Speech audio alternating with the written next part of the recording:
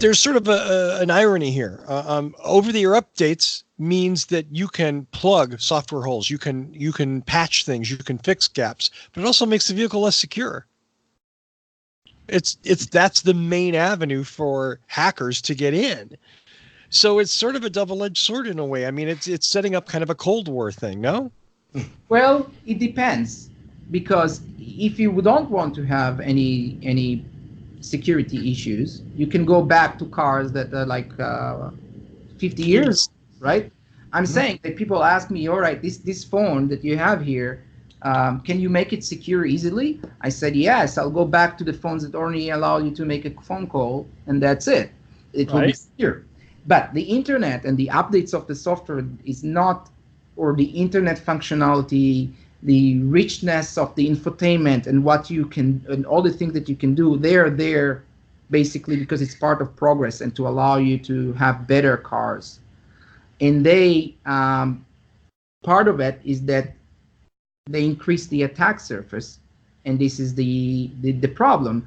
And we need to also catch up with the security things. And one of the ability that we have, because there is internet connectivity, which is a very powerful tool, is to patch the code very quickly. Sure. So we don't, I don't think that car manufacturers and they add the internet connectivity on the first place to have the option to patch it. And then you can say, or you add it and you cause the problem. I think that they add the internet connectivity, and today, I don't remember exactly the number, I think like 60%, the new cars, a lot of them have internet connectivity, even if the drivers are not aware of it. It exists in the car, in the telematics. So it's added for other reasons, and then it's caused the vulnerability. But let's look fast forward to the future of cars and what we call the V2X, right? Vehicle to vehicle and vehicle to infrastructure. Yeah. Right? Now think about, it's, security, cybersecurity and software security is not very different from physical security. You have a house and it has only one door that you can get in. Then you can protect this door, and it's much cheaper to protect it, and much more viable, and you can do that. Now you add more doors and more windows. Now what you do is the V2X, with the amount of connectivity that the car and the entities that the car needs to talk to, other vehicles from other companies, infrastructure that is coming from who knows where, even though that it's standardized, this amount is like taking your house now and have like thousands of doors that you suddenly need to protect. And that will make it much more difficult. And basically would be impossible to think that car will not be hackable. And therefore, we need to start to think about how do we detect an attack in an early stage before it's caused damage. Because as the example that you were giving, in that they get through the infotainment and they jump to, it takes time. It does. So if I detect them when they opened the door and got in before they managed to get to the safe room, then, and I have the ability to update that, I can get them out before they cause damage. So the paradigm needs to change. When the car is now have so many connectivities, we need to start to think, the assumption is that the hacker managed to get somehow in. How do we slow them down, make it difficult for them, detect it fast, and then patch it before they manage to create the damage? Or yeah, I could imagine in like what you were saying, the V2X, that in order for vehicles to talk to each other or vehicles to talk to infrastructure, they would have to agree on a standard. And that standard would have to be known to everyone, which means it wouldn't take very long for the hackers to understand the standard itself. So there would be communication standards. So instead of manufacturers having their own proprietary operating system, for example, they would all be communicating using the exact same calls and the exact same references and the exact same communication standard. That is just opening all of the communications to those hackers. Yeah, yes, you're right. So first they can start to find vulnerabilities in the protocols, and the more protocol that's trying to develop them, there is a chance that will be a mistake there. But then, even when the protocols are there, they are eventually get to a level that they are secure. People forget that there is engineers that implement them in software.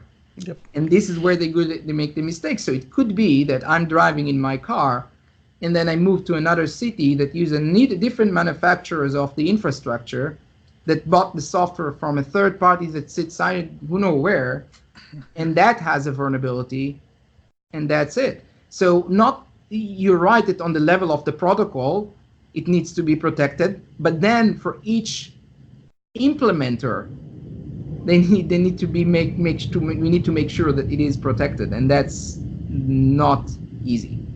Wow. Yeah. You're actually painting a very grim picture. Yeah. I kind of want to disconnect my computer. We've already got you. Yeah. Yeah.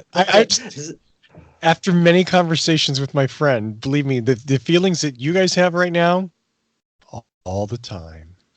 Yeah. It's not that the world will come to an end, but and I think that there is a lot of progress of auto manufacturers investing in security. They have groups of very talented people working on security, but they will need, as we move and advance in this always connected, and the multi-connectivity will need to move to a model that is closer to a computer, a smartphone, than think of a car as a car.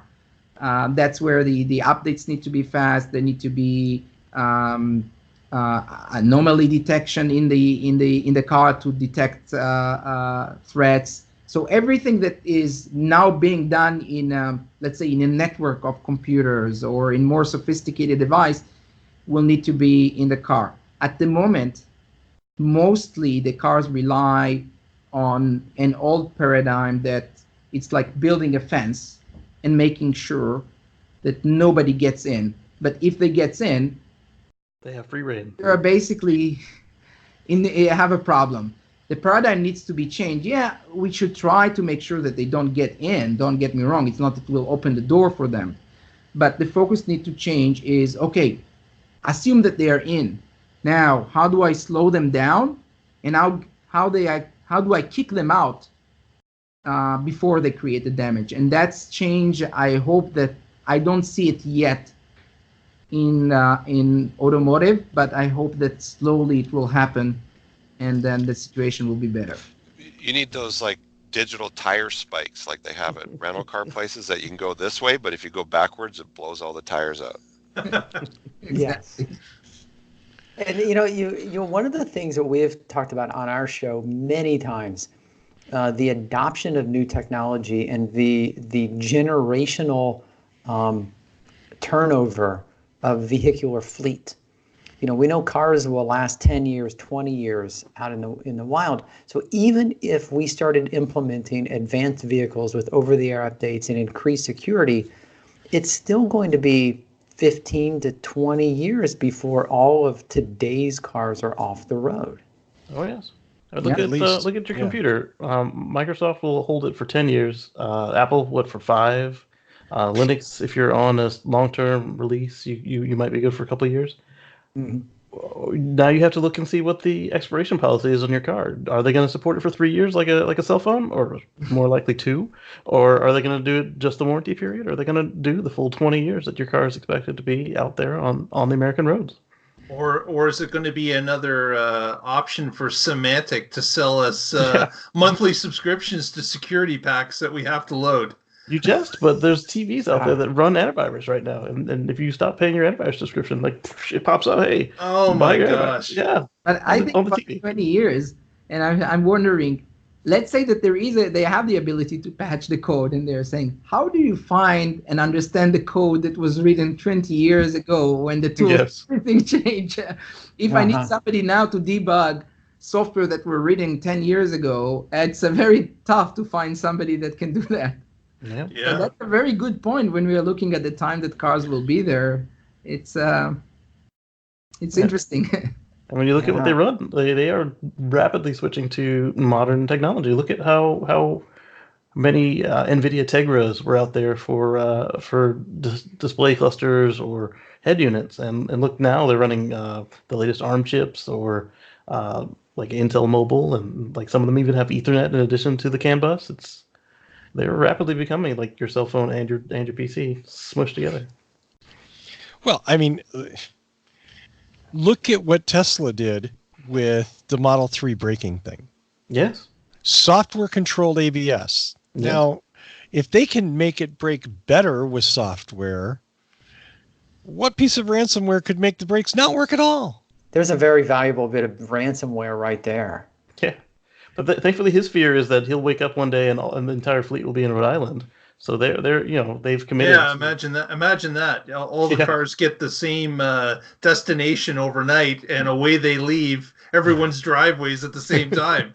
Like, what a PR disaster! Right. And so that would be awesome. Yeah. So they're committed to the security that's necessary to stop that. Can I just hope that happens? Or that would be if both some phenomenal hacker gets all the cars to leave on their own and start driving into each other, and then ransomware the insurance company, say, look, you pay up or we're just going to keep smashing them into each other. No one get hurt. Right. Send them all to the same roundabout, and they just keep driving it around. And so now you have to not just look at, will your car make it 20 years? You have to look and see, was it built secure in the first place? And what's their commitment to maintain you? Like